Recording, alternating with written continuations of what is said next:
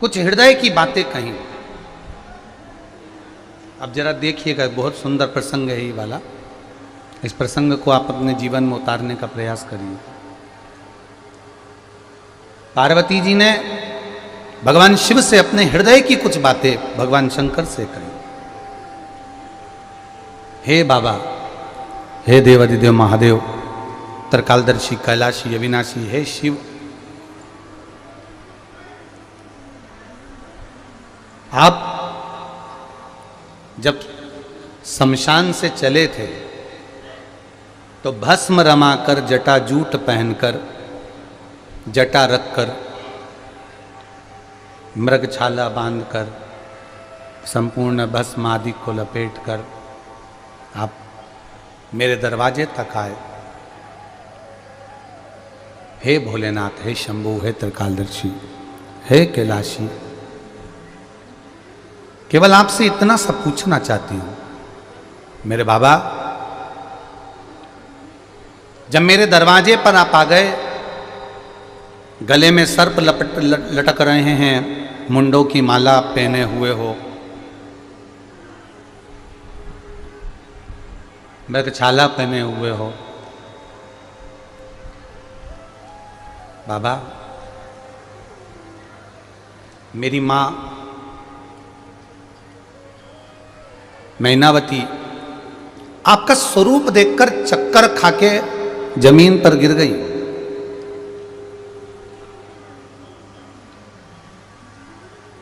मेरी माता चक्कर खाकर जमीन पर गिर गई आपका केवल स्वरूप देखकर, केवल स्वरूप देखकर।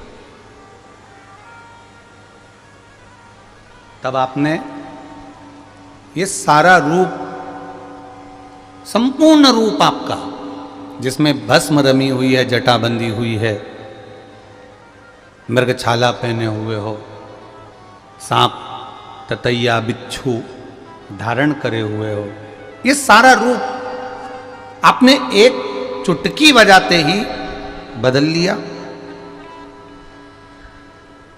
एक क्षण नहीं लगी आपको और आपने ये रूप बदल लिया। और मां मैनावती को आपने अपने स्वरूप का दर्शन दिया, तब मैनावती ने आपकी आरती उतारकर आपको प्रवेश दिया है। मेरे देवादिदेव महादेव कहते हैं माता पार्वती जी से,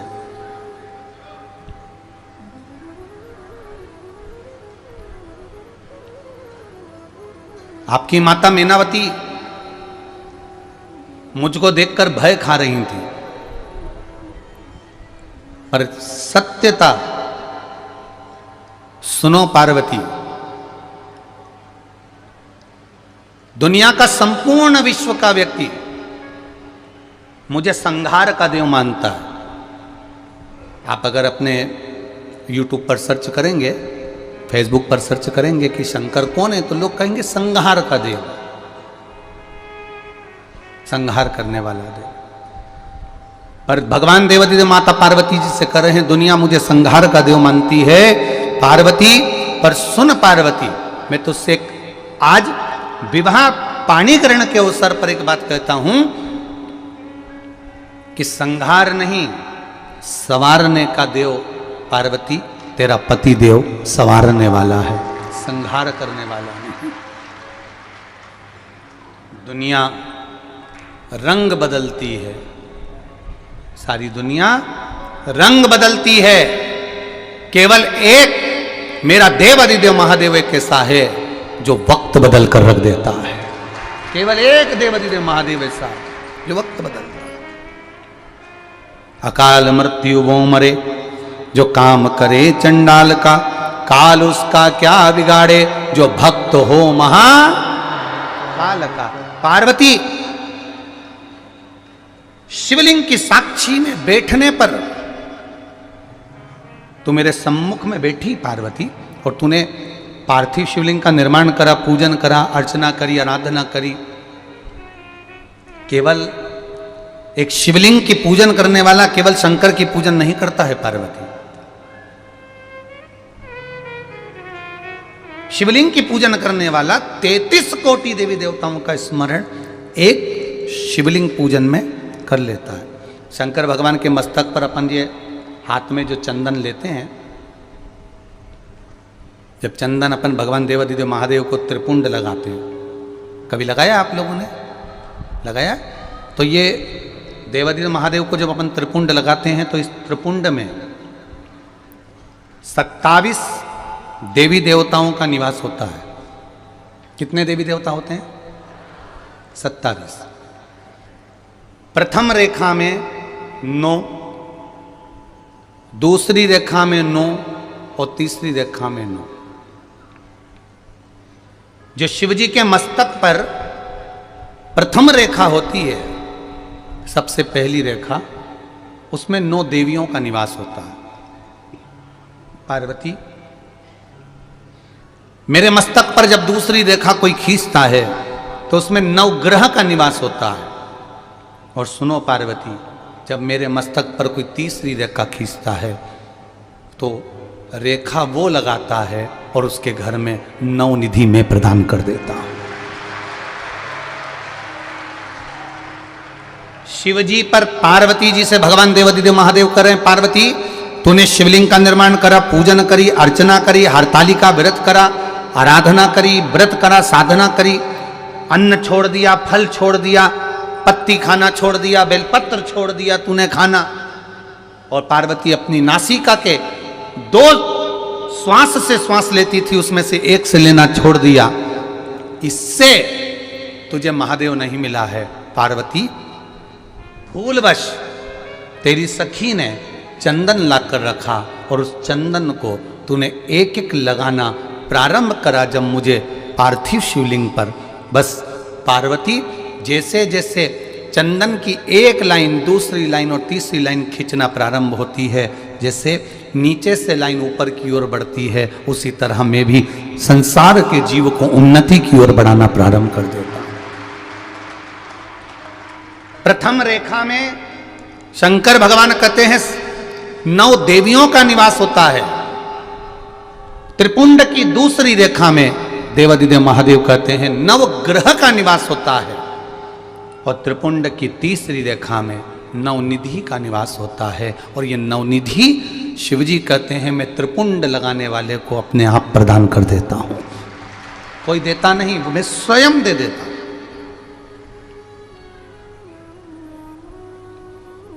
मैं स्वयं देता हूं ये 9 निधि।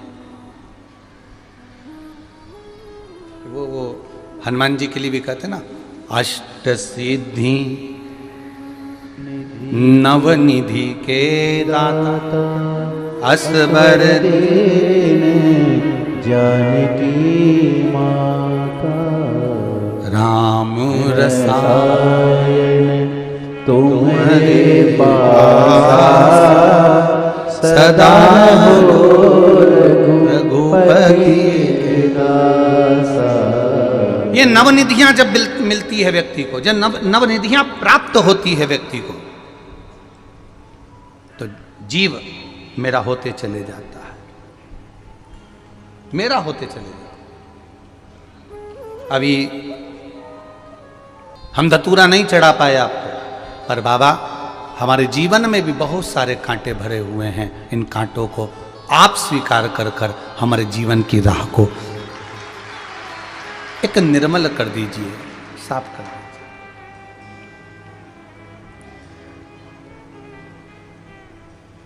शिव तत्व को जाने हम।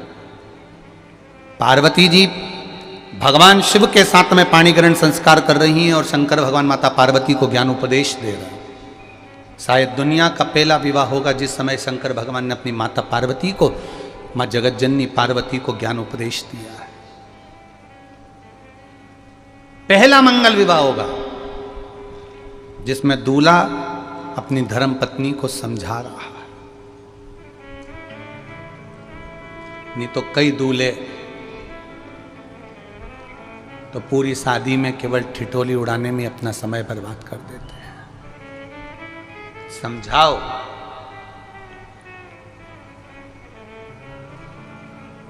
थोड़ा लड़के को लड़की की ओर ढलना पड़ेगा और थोड़ा लड़की को लड़के की ओर ढलना पड़ेगा। ये नहीं कहते कि आप पूरे ढल जाओ, पर इतना निवेदन जरूर कहेंगे कि दूल्हा हो चाहे दुल्हन हो, बना हो चाहे बनी हो, दोनों में बनकर चलने की प्रयास करिएगा। आज के समय में विवाह एक खेल हो गया है, केवल खेल। और उस विवाह का खेला ऐसा हो गया, खेल ऐसा हो गया कि उस विवाह के खेल में 2 साल 3 साल 1.5 साल संबंध रह पाता है, बाकी का संबंध अदालत में निकलता है 4-5 साल। प्रयास करो, अपने जीवन को सार्थक बनाने का प्रयास करो कि हम किसी भी रूप में एडजस्ट करना सीखेंगे। थोड़ा सा लगेगा समय, थोड़ा समझने में सहजने में थोड़ा समय लग सकता है। थोड़ा आप समझो, थोड़ा वो समझे, तब जीवन की सार्थकता है। जिस समय पर माता मैनावती ने पार्वती जी का विवाह पक्का करना चाहा, पार्वती मैया नहीं चाहती थी कि महादेव जी के साथ में, मैनावती नहीं चाहती थी कि महादेव जी के साथ में पार्वती जी का विवाह हो, पर पार्वती मैया कहती थी कि देवर्षि नारद ने कहा है कि मेरा विवाह शिव के साथ होना चाहिए और मैंने बाल्यवस्था से शंकर जी को अपना पति मान लिया है, इसलिए मैं उनसे विवाह करना चाहती हूं।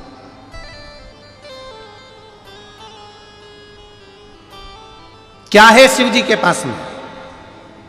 लड़का वो देखा जाता है जिसका पेट्रोल पंप हो, लड़का वो देखा जाता है जिसके पास जमीन हो, लड़का वो देखा जाता है जिसके पास गाड़ी हो, लड़का वो देखा जाता है जिसके पास बंगला हो।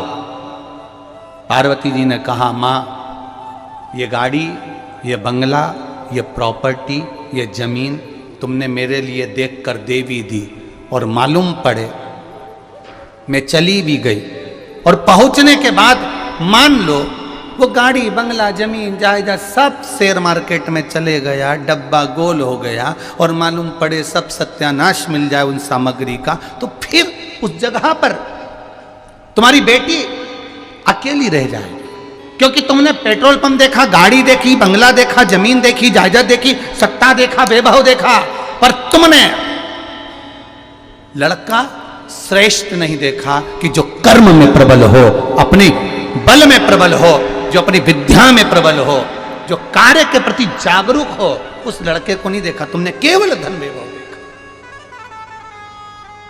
केवल धन वैभव। और जो कर्म के प्रति जागृत होता है वो एक दिन वापिस बंगला भी बना लेगा, गाड़ी भी बना लेगा, जमीन भी बना लेगा और जायदाद भी बना लेगा।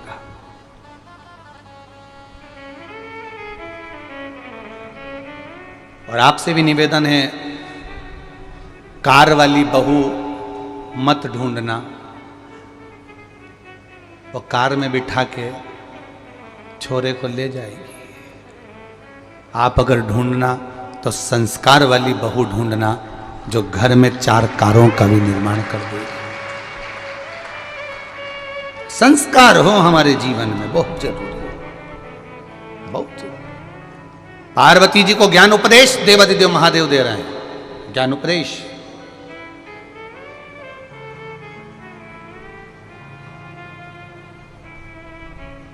और पार्वती मैया उस उपदेश को पाकर आज प्रसन्न हो गई। विवाह हुआ, मां जगत जननी नंदी पर सवार होकर शंकर भगवान के साथ में कैलाश धाम पहुंच गई। समय आया, शंकर भगवान के तेज पुंज को ले जाकर गंगा जी को दे दिया। गंगा जी की धारा से 6 पुत्रों का प्रागट्य हो गया, षडानंद कार्तिकेय का जन्म हो गया। गंगा जी को मालूम पड़ा तो गंगा जी ने जाकर क्रोध किया, क्रोध कर अग्निदेव सूर्यदेव को श्रापित किया। गंगा के जल से अपने पुत्र कार्तिकेय को लेकर आ गई षडानंद। जब षडानंद कार्तिकेय जी प्राप्त हो गए, षडानंद कार्तिकेय जब मिल गए, आ गए, तब उस समय पर कार्तिकेय के आने के बाद मां पार्वती जी ने कहा अब तुम जाओ और तारकासुर का संहार करो। पर एक बात का स्मरण तुम्हारे भीतर रहे, जिस तारकासुर को तुम मारने जा रहे हो, तारकासुर के हृदय में शिव बसा हुआ है, भगवान शंकर बसे हो।